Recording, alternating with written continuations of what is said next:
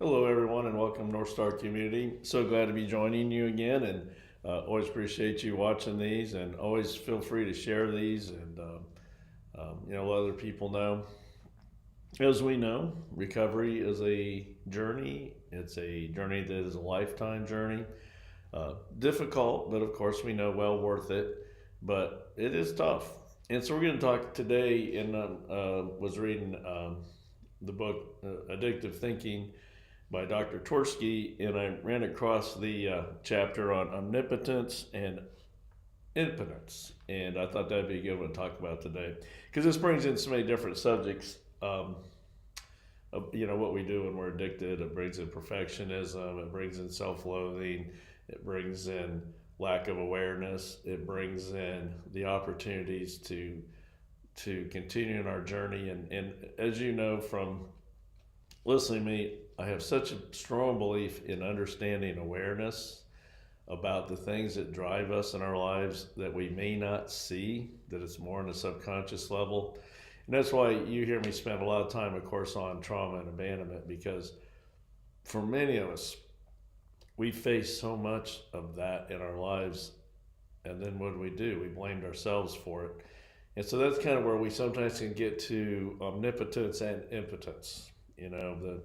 Um, lots of ego, lots of pride, lots of denial, all based on shame and pain and hiding. And it's like one of our members says, I'm a megalomaniac with an inferiority complex, and that really fits this talk well. So let's think about Peter from the Bible, one of Jesus' disciples, the night that Jesus is going to be taken in and treated terribly and crucified. Jesus is talking about this, and Peter breaks in. He goes, even if everyone else falls to pieces on account of you, I won't. So now we're seeing omnipotent behavior by Peter. Don't be so sure, Jesus said. This very night, before the rooster crows up the dawn, you will deny me 3 times. Peter protested, and if I had to die with you, I would never deny you. All the others said the same thing. Well, and for you to know, of course, what happened was Peter did deny him 3 times, and we know Jesus knew that and expected that.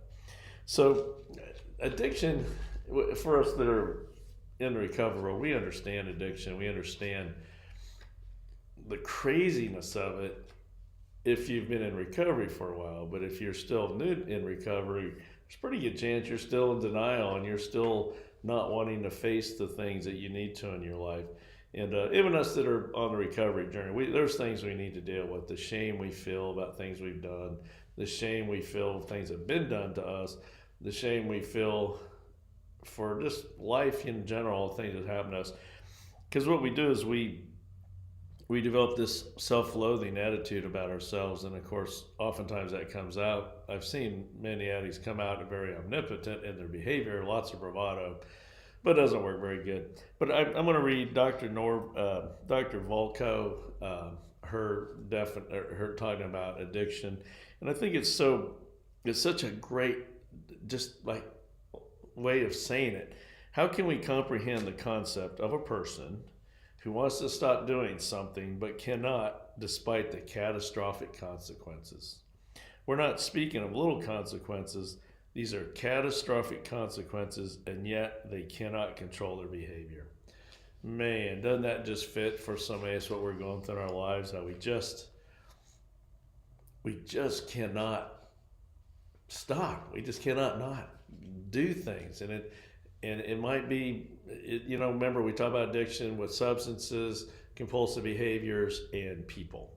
And for many of us, codependency is the biggie. We just don't like ourselves enough, and so we try to control things. We try to do things to overcome our pain and hide our pain and everything in between.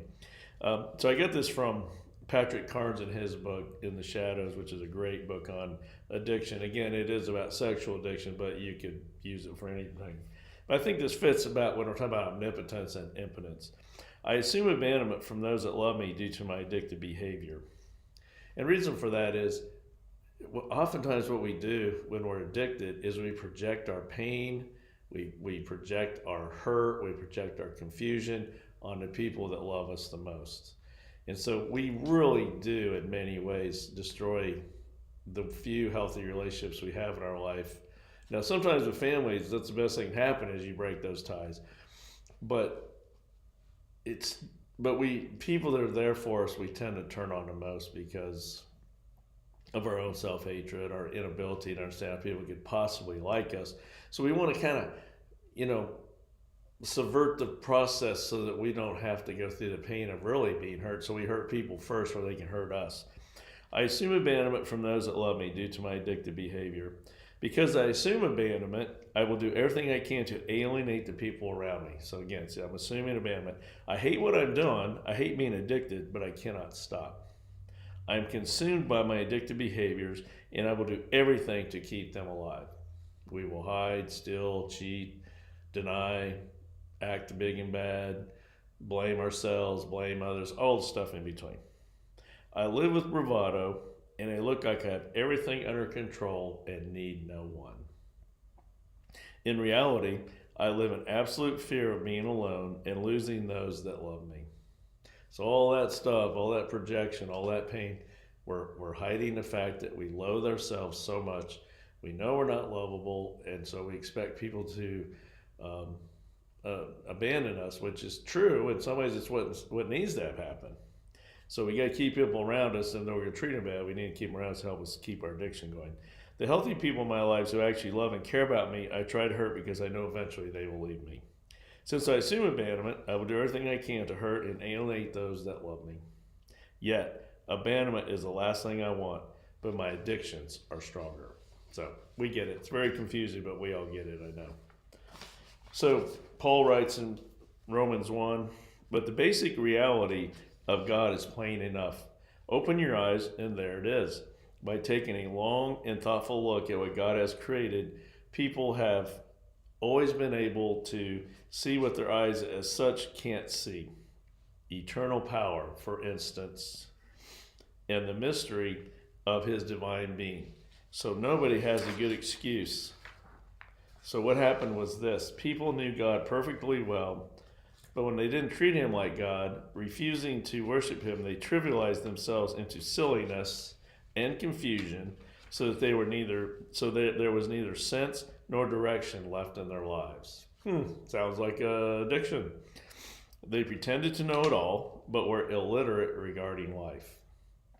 They traded the glory of God, who holds the whole world in his hands, for cheap figurines you can buy at any roadside stand. We certainly get that. So the answer, of course, is a higher power that we believe can and will,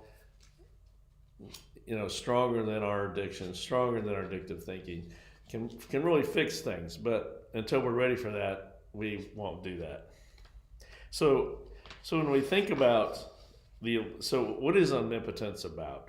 Omnipotence is about an illusion of control, right? So omnipotent depends on three elements. The sensitivity to the needs of people around us, an exaggerated belief in our power to fill those needs, and the expectation that we, and not they, are responsible for filling those needs.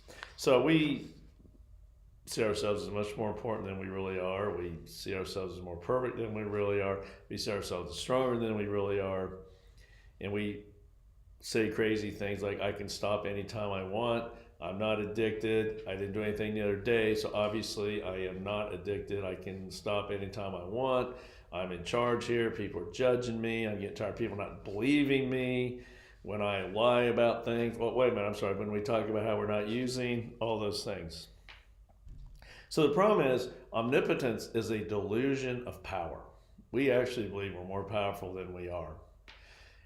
And a lot of times what happens is when we go omnipotent, we live without boundaries too. And so we just chew up people, institutions. We live recklessly. This is why people die young that are addicted, either from the physical problems of substances, but it also may be our unaware needs to destroy ourselves because of our self-hatred. We drive recklessly, we get in fights, we drink too much, we put ourselves in bad situations, we are irresponsible with money, things like that. Those are all omnipotent behaviors because we think we are all that. And of course, the problem is with omnipotence is eventually we lose control. We either go broke or our physical self falls apart, or our families get tired of us. But the whole time we're losing control, we still insist that we're in control. And so for us to recover, we have to get to step one. And that is that I've come to realize that my life is unmanageable and I am powerless over whatever that may be. And that is a long step in it from pre-step one to step one. And I think at NorthStar, that's probably what I focus on the most, is just helping us to get from pre-step one to getting comfortable with the thought of step one, and then of course that God is there for us. Jesus Christ can save us from our stuff. In fact, it's the only chance we really have is to really become involved with the higher power.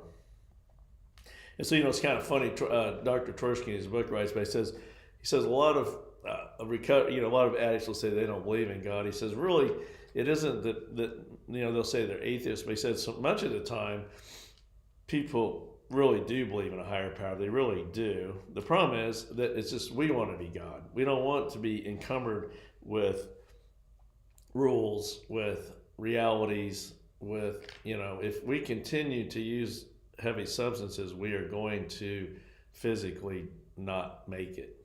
I remember Johnny Carson, who's one of my favorite, he smoked 3 packs of cigarettes a day, so obviously he was addicted. And he actually told people and believed that he was different and he would not get COPD. He would not have effects from cigarettes that other people had. And of course, what he died from, COPD. So that's a great example of us thinking we're way more powerful than we really are. There is reality in life, and so when we think we're in control, that should tell you you're probably not at the right place. That sure, we're all smart, we all know some things, but the fact is there are so many things we are powerless over. And when we start saying that, when we can start owning that we're powerless over things, that's when we can start living again. Because we don't have to be perfect anymore. We don't have to do these delusional, so much energy and time on controlling things that we can't control. The greatest day of our lives is when we finally get to step one. Now, it's not easy after that, but at least we can say, you know what, my life is out of control. I am powerless. I need higher power. When you can do that, life gets better. For many of you know that. You've been doing it for a while. But just think about, if I don't know how many of you have got bronchitis. I seem to want to get it here and there. So if I'm in the middle of my bronchitis, it is driving me insane, and I say from now on, I'm not going to cough anymore. I am done coughing. I have bronchitis. I am not going to cough. How long is that going to last? 12 seconds, maybe. But that's how ridiculous we get sometimes with our omnipotent thinking, is when we do things like that. When we say things like, I'm on social media 5 hours a day, but I'm not addicted to it, or I just look at it a little bit, or I'm not affected by it. When the fact is your dopamine's shooting out of control, then you're depressed and anxious because your body's trying to get your dopamine back down, and blah, blah, blah. The fact is we are powerless over many things. Now, there are things we're great at. God gave each and every one of us the DNA to have knowledge. We have skills. We have abilities. I'm really good at some things, and I am not very good at other things. And the day I was finally able to say that was a day that I felt released from a lot of pain. And I know that sounds simple, but it's true. When we don't like ourselves, when we are in toxic shame, we don't believe we're ever enough. And we don't believe, that we beat ourselves up with all of our self-statements and our parent tapes and our inner critic and all those things. And so I came to believe that I had to be great at everything, when the fact is I wasn't good at very much. A few things I'm good at. There's a lot of things I'm not good at. Probably wouldn't want me to get in a jet and try to fly it, or you may not want me to work deep calculus problems. It's not going to happen. But if you want to come to me and try to figure out how you can get your life working better, I can be pretty good at that at times. It's just what we're good at. It's what our interests are. It's the things we want to do. It's the things that God has given us those abilities. And then we also realize with all this that you don't get good overnight. I mean, I went to school. I do a lot of studying. It's a process. It's a process. It's a process. I'd like to believe that I am more effective today than I was a year ago. And that's how it goes. I don't have to be perfect. I know I still don't know much. Even the stuff I feel like I'm decent at, I still don't know much. But it's okay because I'm still doing what I love and still able to do those things. And that's the thing for you. That's why I always talk about rich, full, meaningful life is gratitude, connection, and purpose. So you have some purpose in your life. So you're not so busy out there trying to control everything and trying to hide the fact you don't know anything and people are going to judge you and not love you because you're not perfect, blah, blah, blah. Doesn't make any sense. So we are power, so many things. The day you can admit that, life's good. And so the thing is, because you don't have control on everything, doesn't mean you're not good. It means you're actually realistic and healthier. And so we think that the big thing we have to really, we talk about this sometimes, probably need to talk about more, is we really have to keep remembering that addiction is a disease. It is not a moral issue. It's not a character issue. You can have the strongest character in the world. If you're addicted, you're still going to use by yourself. You have to do things. So you have to see addiction as a disease. And then you can do things you need to do, like attend meetings.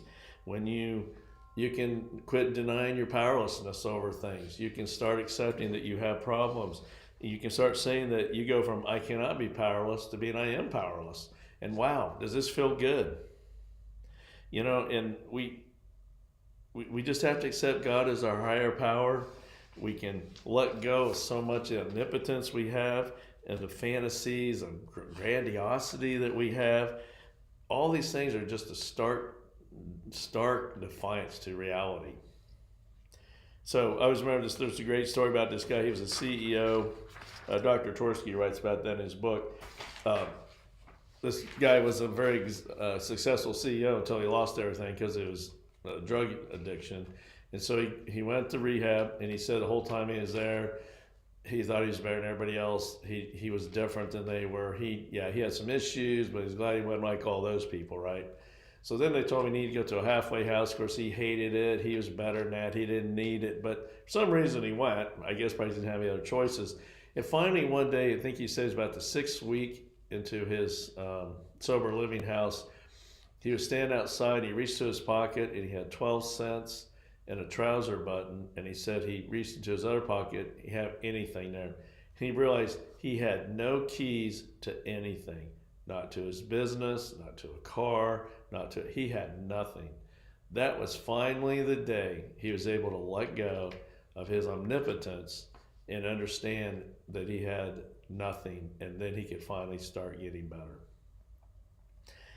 It's so easy to do that, and we all know stories where we've done that. So it's unhealthy to deny, it's unhealthy to hide and isolate, it's unhealthy when we drive healthy people out of our lives. It's unhealthy when we're afraid to feel good things to be successful. It's unhealthy when we use, meaning substances, compulsive behaviors, or people. It's unhealthy for us when we try to fix, right? Or lie. We do all those things, right? So here's a quote from Dr. Tversky. People who feel good about themselves are not usually threatened by an awareness of their impotence. I hope you're hearing that from me. But when people have no self-esteem, when they feel inadequate, incompetent, and worthless, they must protect themselves against what they see as another put down, the inability to control our addictions. And so we just have to keep reminding ourselves that we're here. We don't have to be perfect. We all got issues. We all got problems.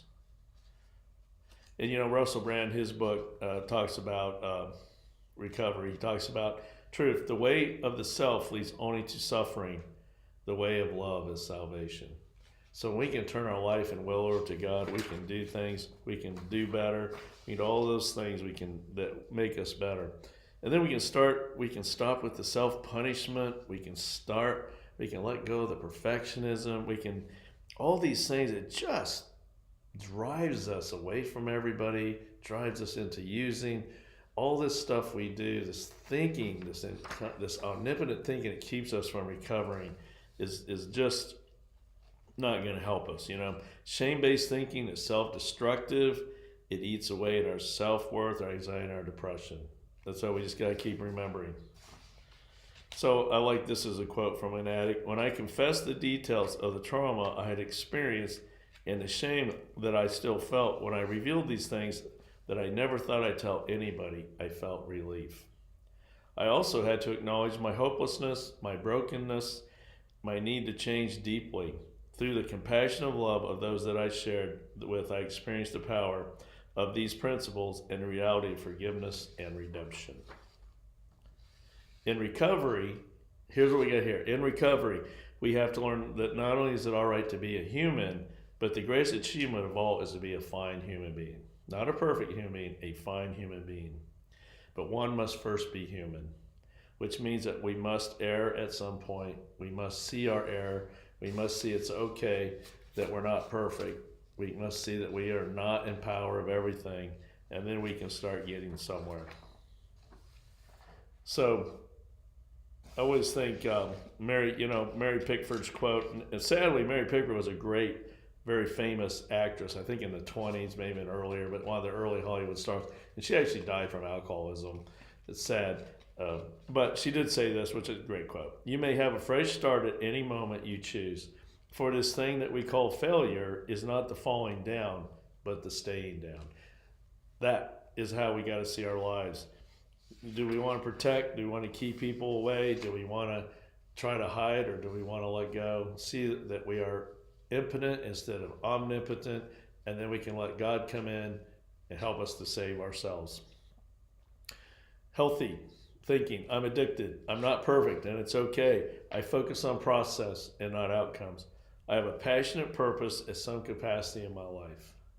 I actually have something I wake up to that's better than me. I live with gratitude. I have healthy people in my life. I have a spiritual life, and I educate myself, and I continue to go to meetings and things like that to help me get there. So here's a quote from Tversky. People who feel good about themselves are not usually threatened of their impotence. But when people have no self-esteem, when they feel inadequate, incompetent, worthless, they must protect themselves. So how about this? Let's start protecting ourselves and let's start living. So thank you for joining me today. Living with omnipotence doesn't work. Living with realistic expectations, purpose, connection are the realistic ways to live and to love. You're not perfect. You never will be. And this is your chance to let go of the omnipotence, all that bravado that you push people away, and just come to meetings, either AA, NA, Al-Anon, anything, NorthStar community, any of these things to help you overcome your addiction, because it is not the way you want to go. And for many of you watch this, you're on the journey at some level. You understand that. And so you want to have a rich, full, meaningful life. And that's what we're after. So we meet on Wednesdays and Fridays at 6:30 here at Walnut Grove Baptist Church. Always welcome. We have meals and childcare, so we take care of a lot of your needs to be able to come. But you have to decide that it's okay not to be perfect, and you'll get to come and be with other people who you'll see are not perfect. But I promise you'll see something that shares your story and your journey. Living with the pain of toxic shame is not necessary. You can't overcome it. Addiction is destructive, and when you can let go of all that, life gets so much better. So if you ever want to reach out to me, you can reach out to me at csimpson@wgva.church. Love to hear from you, and I appreciate you joining me. And let's go ahead and close with this prayer of serenity today, because it is the absolute great prayer for omnipotence. God, grant me the serenity to accept the things I cannot change, courage to change the things I can, and wisdom to know the difference. Living one day at a time, enjoying one moment at a time, accepting hardships as a pathway to peace, taking, as Jesus did, the sinful world as it is, not as I would have it, trusting that Jesus will make all things right if I surrender to his will, that I may be reasonably happy in this life and supremely happy with him forever and next. Amen. Again, thank you for joining us. And have a great